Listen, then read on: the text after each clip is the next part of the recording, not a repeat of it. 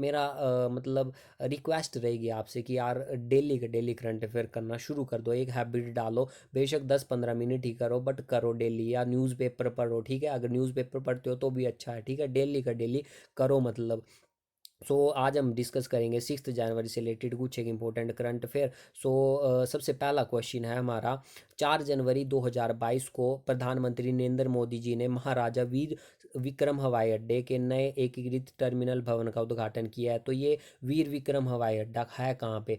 सबसे पहला क्वेश्चन बनता है, वीर विक्रम हवाई अड्डा कहाँ पे है? त्रिपुरा में है। इसका उद्घाटन किसने किया? प्रधानमंत्री नरेंद्र मोदी जी ने किया। कब किया? 4 जनवरी 2022 को महाराजा वीर विक्रम हवाई अड्डे का उद्घाटन जो है प्रधानमंत्री नरेंद्र मोदी जी ने किया। ये हवाई अड्डा त्रिपुरा में है, ठीक है। त्रिपुरा की राजधानी पूछ लेता है, त्रिपुरा की राजधानी है अगरतला, ठीक है।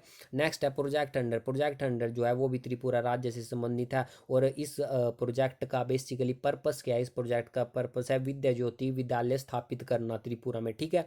नेक्स्ट है इंपॉर्टेंट क्वेश्चन है ये भी, हबीबगंज रेलवे स्टेशन। जो हबीबगंज रेलवे स्टेशन है, सबसे पहले तो सुनो कि ये रेलवे स्टेशन है कहाँ पे? ये रेलवे स्टेशन है एमपी, एमपी मतलब मध्य प्रदेश में है हबीबगंज रेलवे स्टेशन। इसका हाल ही में नाम चेंज कर दिया है, मतलब कि अब हबीबगंज रेलवे स्टेशन नहीं रहा इसका नाम, इसका नाम रख दिया गया है रानी कमलापति रेलवे स्टेशन। तो आपसे क्वेश्चन पूछा जाएगा कि हबीबगंज रेलवे स्टेशन का हाल ही में नाम चेंज कर दिया, उसका नया नाम क्या रखा गया है? तो उसका नया नाम रखा गया है रानी कमलापति रेलवे स्टेशन, ठीक है। नेक्स्ट है आपके पास question, Cochin airport. Cochin airport, Cochin है कहाँ पे? कोचिन है केरला पे, ठीक है। तो कोचिन एयरपोर्ट को हाल ही में रोल ऑफ एक्सीलेंस से सम्मानित किया गया। तो आपसे पूछेगा हाल ही में रोल ऑफ एक्सीलेंस से किस एयरपोर्ट को सम्मानित किया गया? तो कोचिन एयरपोर्ट को रोल ऑफ एक्सीलेंस से सम्मानित किया गया है। सेकंड क्वेश्चन है लोसर फेस्टिवल। देखो लोसर फेस्टिवल जितने भी हिमाचल के बंदे हैं या फिर लद्दाख के बंदे हैं उनको तो पता है लोसर फेस्टिवल है क्या। बेसिकली जो ये लोसर फेस्टिवल है ये लद्दाख में मनाया जाता है, बट हिमाचल में भी लाल स्पीति जिला है, वहाँ पे भी तिब्बती तिब्बती लोग वास करते हैं। वो लोग भी इस फेस्टिवल को मनाते हैं, लोसर फेस्टिवल। बेसिकली ये लोसर फेस्टिवल जो होता है ये नए साल के आगमन पर मनाया जाता है लोसर फेस्टिवल। एंड इसको कौन लोग मनाते हैं? तिब्बती लोग मनाते हैं। और जो लोसर वर्ड है ये तिब्बती वर्ड है, मतलब तिब्बती लैंग्वेज का एक वर्ड है, ठीक है। और ये फेस्टिवल आपको पता लग गया तिब्बती मतलब बौद्ध धर्म से संबंधित है। और सेकंड क्वेश्चन पूछा जाता है आपसे कि हेमिस फेस्टिवल।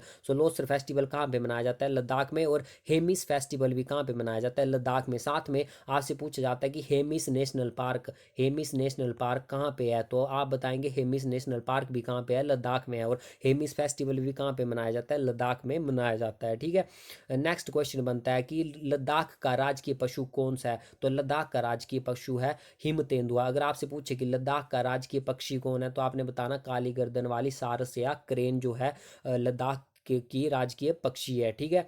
लद्दाख का राजकीय पशु पशु हो गया हिम तेंदुआ। नेक्स्ट है आपका विश्व की सबसे ऊंची सड़क। आपसे क्वेश्चन पूछेगा कि विश्व की सबसे ऊंची सड़क का निर्माण हाल ही में कहाँ पे हुआ है? तो आपने बताना लद्दाख में हुआ है, ठीक है, उर्मिंगला के पास, ठीक है, लद्दाख में हुआ है। एंड आइस हॉकी चैंपियनशिप हाल ही में आयोजित हुई थी। ये आइस हॉकी चैंपियनशिप हुई कहाँ पे? ये हुई लद्दाख में, ठीक है। और इसका विजेता टीम कौन रही? आईटीबीपी। तो 3-4 क्वेश्चन यहाँ से बन गए। सबसे पहले लोसर फेस्टिवल कहाँ पे मनाया जाता है? लद्दाख में। हेमिस नेशनल पार्क है कहाँ पे? लद्दाख में। और हेमिस फेस्टिवल भी कहाँ पे मनाया जाता है? लद्दाख में। आपका एक क्वेश्चन बना कि राजकीय पशु लद्दाख का कौन है? आप बताएंगे हिम तेंदुआ। राजकीय पक्षी कौन है? काली गर्दन वाली सारस। और विश्व की सबसे ऊंची सड़क है लद्दाख में। और आपसे नेक्स्ट क्वेश्चन इसके साथ जोड़ लो कि विश्व का सबसे ऊंचा मूवी थिएटर कहाँ पे स्थापित किया गया? तो वो भी लद्दाख में स्थापित किया गया है। और लद्दाख में हाल ही में कौन सी चैंपियनशिप हुई है? आइस हॉकी चैंपियनशिप हुई है, और उसकी विजेता टीम कौन बनी है? आईटीबीपी बनी है। नेक्स्ट क्वेश्चन है हमारा सिग्मो फेस्टिवल। सिग्मो फेस्टिवल कहाँ पे मनाया जाता है? तो ये मनाया जाता है गोवा में, ठीक है। नेक्स्ट है थाई पुसम त्योहार। थाई पुसम त्योहार कहाँ पे मनाया जाता है? तमिलनाडु में थाई पुसम त्योहार मनाया जाता है। अगला क्वेश्चन है पगरवेलू त्योहार कहाँ पे मनाया जाता है? तो ये त्योहार जो है केरल में मनाया जाता है। और देखो सबरीमाला मंदिर, सबरीमाला मंदिर आपसे पूछेगा कि सबरीमाला मंदिर है कहाँ पे? तो आप बताएंगे सबरीमाला मंदिर केरला में है, ठीक है। और बथुकम्बा त्योहार, बथुकम्बा त्योहार बेसिकली है क्या? फूलों का त्योहार है। तो आपसे पूछेगा पूछेगा कि बथुकम्मा त्यौहार क्या है, तो आप बताएंगे ये फूलों का त्यौहार है और मनाया कहाँ पे जाता है, तेलंगाना पे मनाया जाता है। तो देखो इन त्योहारों के थोड़े से नाम अजीब से लगे होंगे आपको, क्योंकि ये जो साउथ की लैंग्वेज है उनसे रिलेटेड वर्ड हैं ये, ठीक है, क्योंकि वहीं के त्यौहार हैं, तो थोड़े से नाम करने याद रखने में दिक्कत होगी, बट 2-3 बार जब आप करोगे तो अच्छे से कर लोगे। तो सबसे पहले सिग्मो फेस्टिवल कहाँ पे मनाया जाता है, गोवा में। थाईपुसम त्यौहार कहाँ पे मनाया जाता है, तमिलनाडु में। मक्करविल्लू त्यौहार कहाँ पे मनाया जाता है, सबरीमाला मंदिर केरला में मनाया जाता है। बथकुम्बा त्यौहार कहाँ पे मनाया जाता है, तेलंगाना में मनाया जाता है। एंड हरेली फेस्टिवल कहाँ पे मनाया जाता है, तो हरेली फेस्टिवल मनाया जाता है छत्तीसगढ़ में, और हरेला फेस्टिवल मनाया जाता है उत्तराखंड में। तो ये दो फेस्टिवल है, आपने कंफ्यूज नहीं होना, हरेली फेस्टिवल और हरेला फेस्टिवल। हरेली से याद रखना, यहाँ पे बड़ी ई की मात्रा है, तो 36 36 में भी बड़ी ई की मात्रा है ना, तो आपने इससे याद रखना हरेली फेस्टिवल छत्तीसगढ़, और हरेला में बड़े आ की मात्रा है, तो उत्तराखंड में भी क्या है, आ की मात्रा है रा पे, ठीक है, तो आपने इससे याद रखना। तो हरेली फेस्टिवल कहाँ पे मनाया जाता है, छत्तीसगढ़ में, और हरेला फेस्टिवल उत्तराखंड में मनाया जाता है। काला नमक महोत्सव पूछा जाता है, काला नमक महोत्सव कहाँ पे मनाया जाता है, तो ये मनाया जाता है सिद्धार्थ नगर में, ठीक है। तो ये थे कुछ एक इंपॉर्टेंट फेस्टिवल जो पूछे जा सकते हैं एग्जाम में। नेक्स्ट क्वेश्चन है विस्तारा एयरलाइंस। देखो विस्तारा एयरलाइंस के हाल ही में नए सीईओ, सीईओ का मतलब होता है चीफ एग्जीक्यूटिव ऑफिसर, ठीक है, चीफ एग्जीक्यूटिव ऑफिसर नियुक्त किया गया, किनको, विनोद कन्नन को नियुक्त किया गया है, विस्तारा एयरलाइंस के नए सीईओ नियुक्त, ठीक है।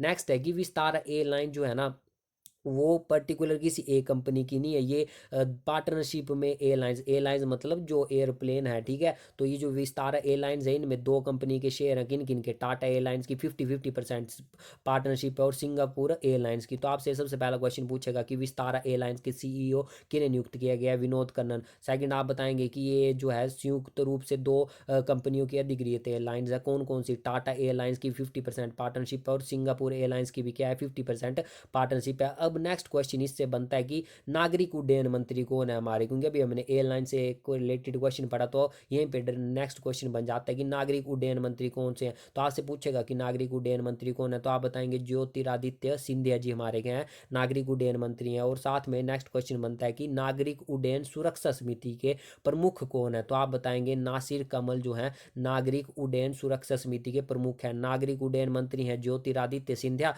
नागरिक उड्डयन सुरक्षा समिति के प्रमुख हैं नासिर कमल, ठीक है।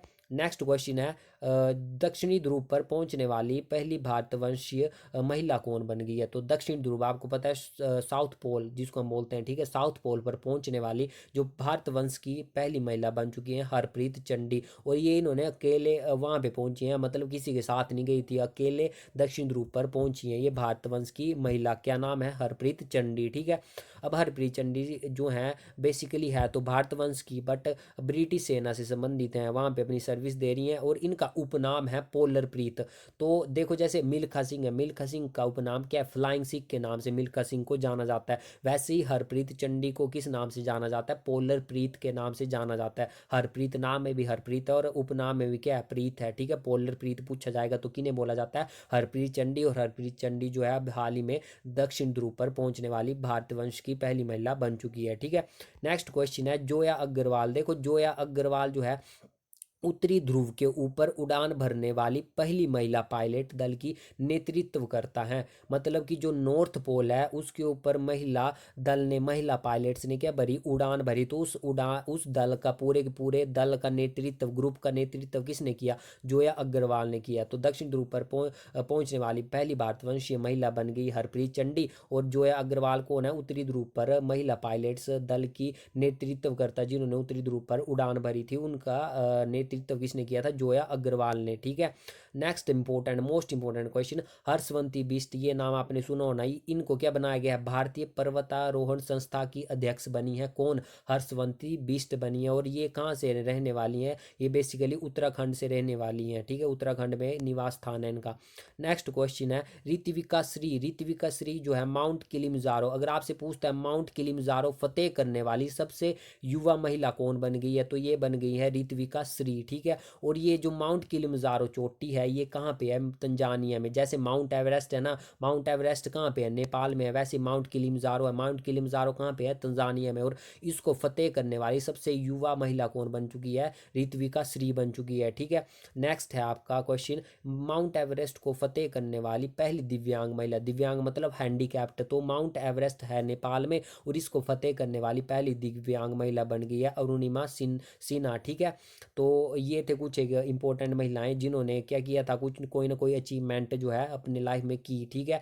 तो मैंने आपको हर एक चीज़ डिस्कस कर दी। नेक्स्ट है आपका क्वेश्चन नंबर 5, त्रिकोमाली तेल टैंक फार्म। तो नाम याद रखना इसका, क्या नाम है, त्रिकोमाली तेल टैंक फार्म। तो त्रिकोमाली तेल टैंक फार्म है कहाँ पे, श्रीलंका में है, श्रीलंका पे है त्रिकोमाली तेल टैंक फार्म, ठीक है। श्रीलंका पे त्रिकोमाली तेल टैंक फार्म है। और इसकी स्थापना कब हुई थी, इसकी स्थापना हुई थी द्वितीय विश्व युद्ध के टाइम पे। द्वितीय विश्व युद्ध का अगर टाइम पीरियड पूछेगा आपसे तो द्वितीय विश्व युद्ध चला था 1939 से 1945 तक, ठीक है। और त्रिकोमाली तेल टैंक फार्म कहाँ पे है, श्रीलंका पे है। और इसका उद्देश्य क्या था, बेसिकली इसका उद्देश्य क्या था, तेल की आपूर्ति के लिए स्थापना की गई है त्रिकोमाली तेल टैंक फार्म की। और देखो ये किन के बीच में समझौता हुआ है, इसका समझौता हुआ है श्रीलंका और हमारे देश भारत के बीच में, ठीक है। तो त्रिकोमाली तेल टैंक फार्म पूछेगा तो कहाँ पे है, श्रीलंका में है, ठीक है। नेक्स्ट है संसद मैत्री संघ, संसद मैत्री संघ है भारत और श्रीलंका का। और चाबहार बंदरगाह, चाबहार बंदरगाह आपसे पूछेगा तो चाबहार बंदरगाह है ईरान में। और ये ईरान में किसने बनवाया है, तो हमारे देश भारत ने ईरान में जो है चाबहार बंदरगाह का निर्माण करवाया है। नेक्स्ट इंपॉर्टेंट बंदरगाह है हम्बन टोटा बंदरगाह। हम्बन टोटा बंदरगाह कहाँ पे है, श्रीलंका में। आपसे पूछेगा त्रिकोमाली तेल टैंक फार्म कहाँ पे है, श्रीलंका पे। और हम्बन टोटा बंदरगाह भी कहाँ पे है, श्रीलंका पे। और ये मोस्ट इंपॉर्टेंट फैक्ट लिखा हुआ है कि चीन के पास जो ये हम्बन टोटा बंदरगाह है श्रीलंका का, ये चीन के पास क्या है, गिरवी है। गिरवी का मतलब होता है कोई चीज़ रखते नहीं है हम, लीज पे ले लेते हैं, ठीक है, किसी से। तो ये हम्बन टोटा बंदरगाह, ये क्यों गिरवी है, देखो आपको वो चीन के बारे में इंपॉर्टेंट फैक्ट बता दूं। चीन की मेन नीति होती है लोन ट्रैप नीति, ये लोन ट्रैप नीति ये बनाता है। जैसे अंग्रेज बनाते थे ना डिवाइड एंड रूल, वैसी चीन की क्या है, लोन ट्रैप नीति है। लोन ट्रैप नीति का मतलब, ट्रैप का मतलब होता है जाला, और लोन का मतलब होता है किसी को ऋण देना। तो ये क्या करता है, किसी भी कंट्री को चुन लेगा, उसको क्या दे देगा, ऋण दे देगा, ठीक, मतलब काफ़ी ज़्यादा उधार दे देगा उस कंट्री को। फिर जब वो कंट्री उस उधार को चुका नहीं पाएगी ना, तो उस कंट्री के किसी इंपॉर्टेंट लैंड को क्या कर लेगा, कैप्चर कर लेगा, उसको गिरवी रख लेगा। वैसे ही श्रीलंका को इसने क्या दिया, उधार दिया था। और श्रीलंका उस जो लोन को है उसको चुका नहीं पाई, और जिसके कारण जो चीन ने है, जो श्रीलंका का हम्बन टोटा बंदरगाह है उसको क्या कर लिया, लीज पे, मतलब 99 साल तक लीज पे रख लिया अपने पास, सोचो 99 साल, ठीक है। तो ये है चाइना का फंडा।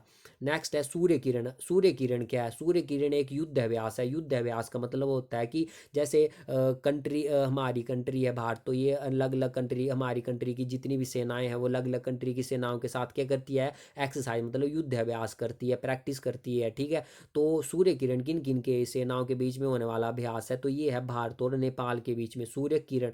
मित्र शक्ति पूछा जाए तो मित्र शक्ति है भारत और श्रीलंका के बीच में। अगर एक्वेरियन पूछा जाए तो भारत और मालदीव के बीच में। अगर संप्रीति एक्सरसाइज पूछी जाए किन देशों के बीच में होती है, तो संप्रीति होती है भारत और बांग्लादेश के बीच में, ठीक है। नेक्स्ट क्वेश्चन है हाल ही में किसने Israeli cyber security startup simplify, ये है सिंप्लीफाई, ठीक है, सिंप्लीफाई का जो है अधिग्रहण किया है। सिंप्लीफाई का अधिग्रहण किसने किया है, तो गूगल ने किया है।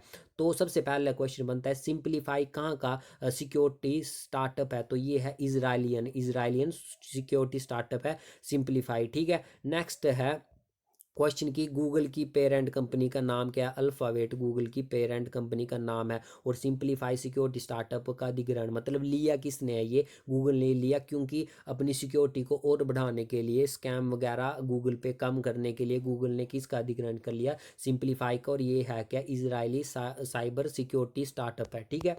Next heron drone, heron drone, heron drone पूछा जाए तो ये भी किसका है, इसराइल के द्वारा मैन्युफैक्चर्ड है हैरन ड्रोन, ठीक है। और फर्मीना, फर्मीना क्या है, मोस्ट इंपॉर्टेंट क्वेश्चन, फर्मीना है under sea cable, under sea cable मतलब समुद्र के नीचे से बिछाई गई तारें हैं, ठीक है, केबल्स हैं, किसने बिछाई है, गूगल के द्वारा, ठीक है।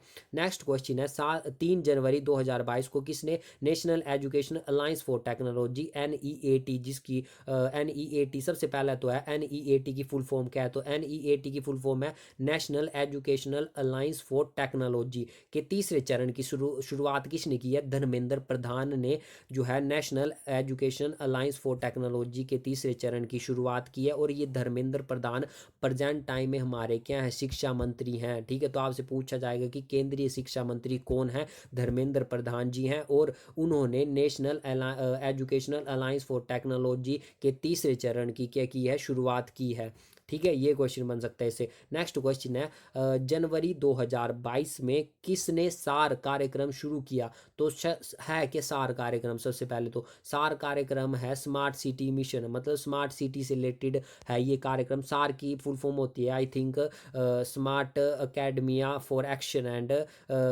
रिसर्च, ठीक है। तो ये फुल फॉर्म है सार की एंड आपसे पूछे जाए कि सार्क है क्या, तो ये स्मार्ट सिटी मिशन है, ठीक है। और स्मार्ट सिटी मिशन है तो आपको पता है कि डिजिटल इंडिया बन रहा है। तो पहली स्मार्ट सिटी कौन बनी थी, तो पहली स्मार्ट सिटी बनी थी भुवनेश्वर, भुवनेश्वर है कहाँ पे, उड़ीसा, और उड़ीसा की राजधानी आपसे पूछेगा तो आप बताएंगे भुवनेश्वर उड़ीसा की राजधानी है। नेक्स्ट है 100वें नंबर की स्मार्ट सिटी कौन बनी है, तो मेघालय क्या बन गई है, मेघालय की शिलोंग 100वें नंबर की स्मार्ट सिटी बन गई है। तो पहली स्मार्ट सिटी भुवनेश्वर, 100वीं स्मार्ट सिटी कौन बन गई है, शिलोंग बन गई है मेघालय की, ठीक है।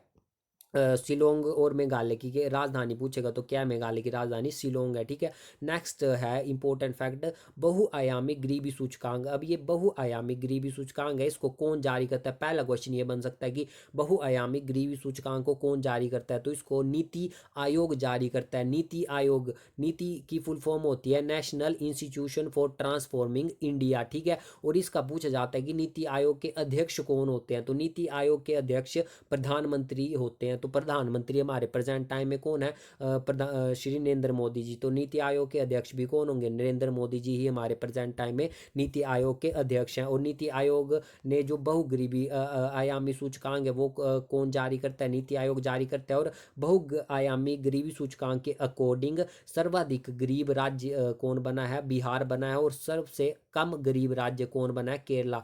तो कितने सारे क्वेश्चन यहाँ से राइज हो गए, बहुआयामी गरीबी सूचकांक कौन जारी करता है, नीति आयोग। और सर्वाधिक गरीब राज्य कौन बना है, इस रिपोर्ट के अनुसार, जो गरीबी सूचकांक रिपोर्ट है उसके अनुसार बना है बिहार। और सबसे कम गरीब राज्य कौन सा बना है, केरला, ठीक है। नेक्स्ट है गरीबी से संबंधित समितियां। अब देखो कोई भी अधिनियम लाया जाता है तो उससे रिलेटेड समितियां क्रिएट होती हैं। तो गरीबी से संबंधित समितियां कौन कौन सी बनी थी, तो ये है लक्कड़वाला समिति। तो आपसे पूछेगा कि लक्कड़वाला समिति किससे संबंधित है, गरीबी से संबंधित।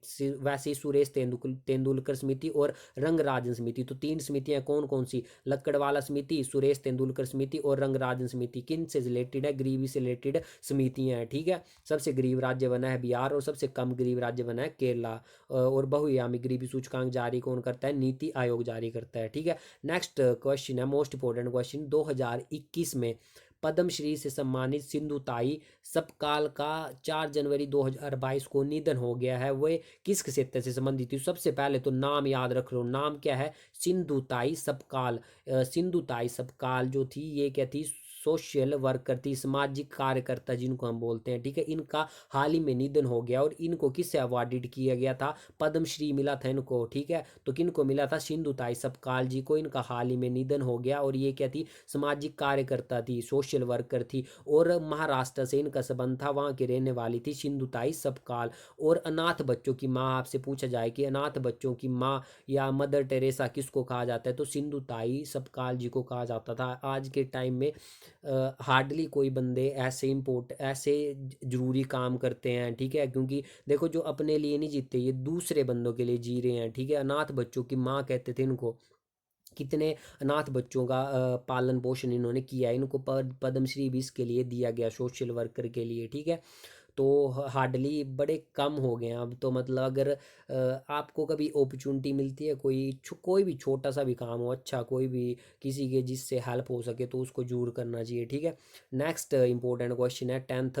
हाल ही में उड़ीसा का कौन सा जिला पहला बाल विवाह मुक्त? देखो बाल विवाह मुक्त जिला, अब पहले थी बाल विवाह की प्रथाएं चली कि वे छोटी एज में ही के करवा दिया जाता था, विवाह करवा दिया जाता था, बट अब जो है प्रेजेंट टाइम में बहुत ही कम ऐसे रेयर इलाके रह गए हैं जहाँ पे क्या है, बाल विवाह, अभी भी बाल विवाह का प्रचलन है, बट अब धीरे धीरे ये खत्म होता जा रहा है और बहुत ही कम जगहें अभी बच चुकी हैं जहाँ पे ये अभी भी प्रथा है, बनना खत्म हो चुकी है लगभग ये प्रथा, ठीक है।